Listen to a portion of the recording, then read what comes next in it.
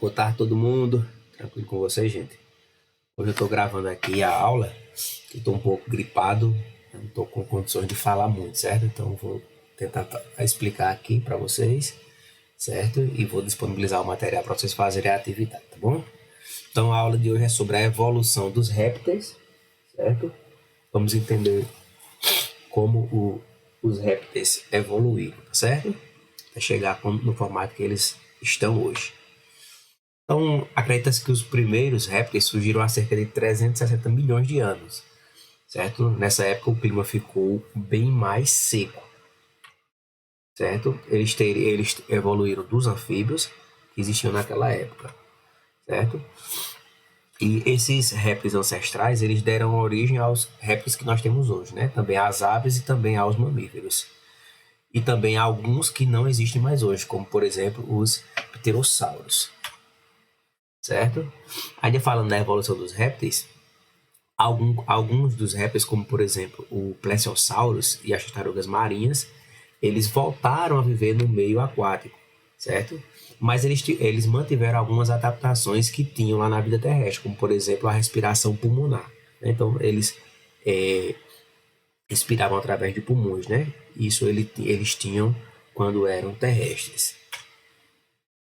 Então vamos falar um pouquinho dos dinossauros, né? Quando se fala em dinossauro, geralmente esse tema é muito curioso, né? Os dinossauros eram répteis que habitavam o ambiente terrestre há cerca de entre 248 e 65 milhões de anos atrás, né? Isso foi muito antes do homem ter surgido no planeta, certo?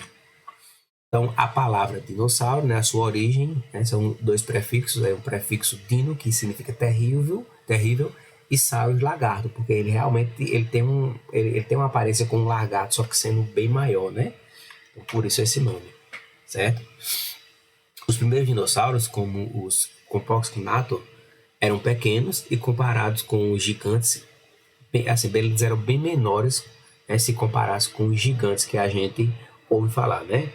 O Compsognathus é esse que vocês estão vendo na figura aqui, certo? Ele tinha cerca de 60 centímetros, entre 60 e 90 centímetros de comprimento e 3 quilos. Então ele era bem pequenininho, né? Comparado com os que a gente vê aí nos filmes, né, que a gente assiste. Alguns exemplos dos dinossauros grandes, né? Certo? Esse aqui, ó, o estegossauro com 7 metros de comprimento e 5 metros de altura, um gigante, né? O tiranossauro é um dos mais famosos, né? 15 metros de comprimento e 6 de altura. O brachiosauro com 22 metros de comprimento e 12 de altura.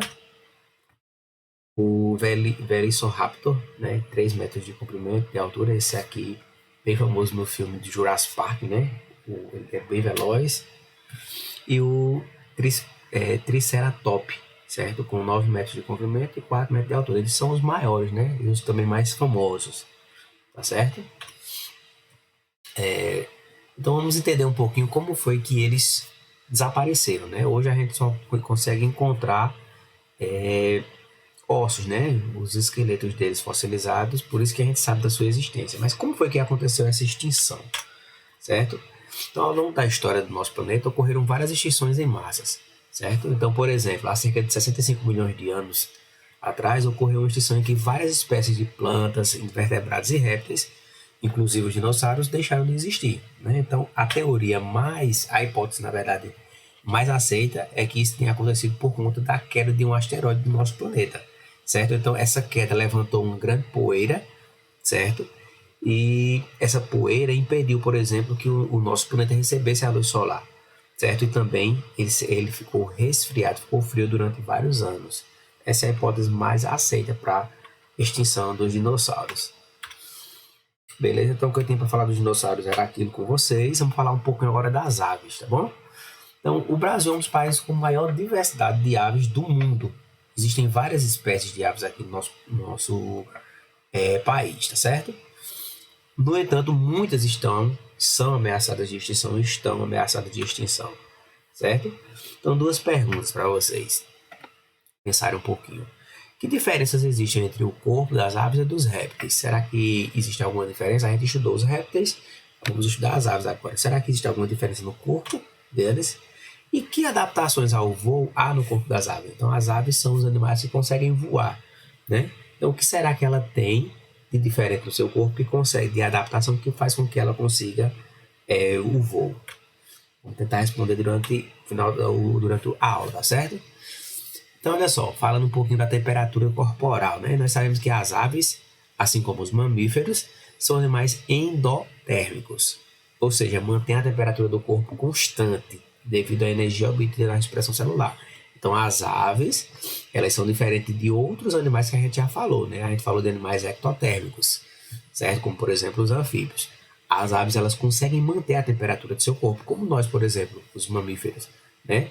A gente está num ambiente frio ou quente, a gente consegue manter a temperatura mais ou menos aquele mesmo valor, tá certo? Elas são bípedes, ou seja, tem a forma dos pés diretamente relacionada com o modo de vida de cada ave, certo? Os pés têm várias funções, como caminhar, correr, nadar, segurar presas, etc. Certo?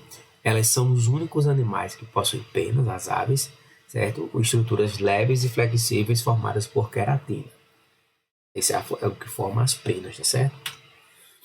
Então nós temos aí a carena, o peitoral dela, certo? Os músculos peitorais. Entre os músculos peitorais nós temos a carena. As aves possuem uma única glândula, que é a glândula uropigiana, certo? E muitos dos ossos das aves são ocos por dentro, certo? E aves voadoras possuem uma saliência no osso do peito, chamado de externo, chamado de quilha ou carena, certo? Então tem os ossos ocos, certo? E são cheios de ar. Isso também facilita o voo, né? Os músculos associados ao voo são, em geral, bastante desenvolvidos e em algumas aves o peso chega a 30% do peso corporal do animal, certo?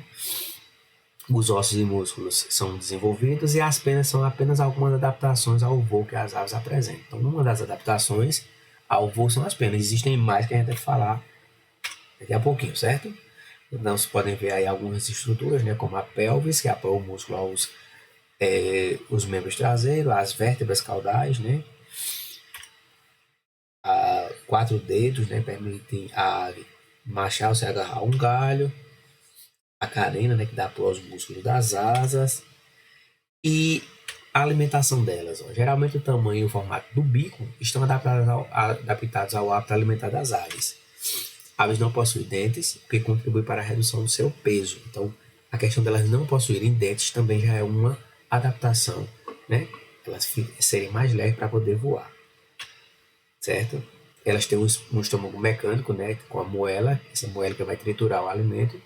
Tem também um estômago químico, né? Que produz sucos digestivos para auxiliar na digestão do alimento, certo? Tem a narina, uma língua, a faringe, a traqueia, o esôfago, o papo, coração, fígado, moela, duodeno. Isso aqui é exatamente o sistema digestivo, né? Temos a cloaca, que é por onde saem os restos, o intestino grosso, o uréter, rim, e falando já de outros órgãos, né? Testículo, pulmão, medula espinhal, cérebro. Então vocês podem ver que tem uma estrutura corporal bem complexa já, né? Bem mais desenvolvida do que o que a gente já vinha estudando. Certo? As aves que consomem sementes e grãos, existe ainda o papo, onde o alimento é armazenado e amolecido. Então, a galinha, por exemplo, né? Ela tem esse papo. Beleza, gente? Então era isso que eu queria conversar com vocês. Façam a atividade em seguida e na sexta a gente faz a correção, tá bom? Até lá.